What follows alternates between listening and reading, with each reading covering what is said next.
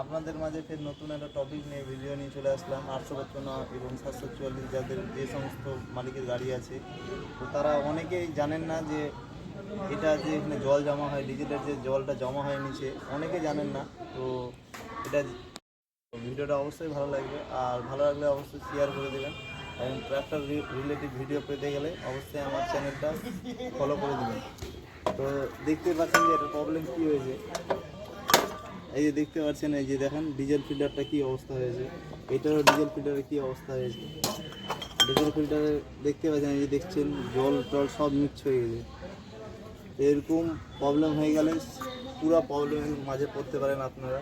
আর এই যে কাঁচরাগুলো দেখতে পাচ্ছেন যে কীরকম কাঁচরা আছে।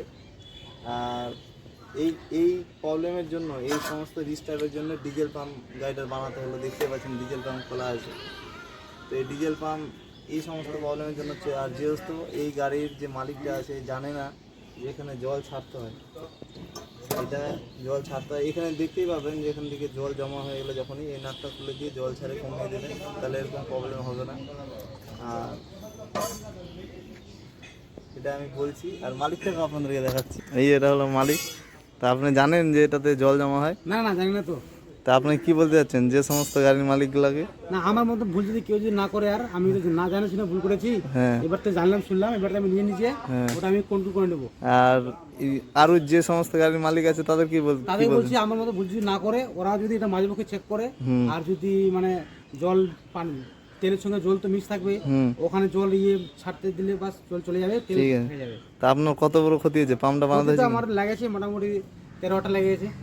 তাহলে এরকম যেন ক্ষতি না হয়। না না না, ঠিক আছে। এই দেখতে পাচ্ছেন 855 গাড়ি,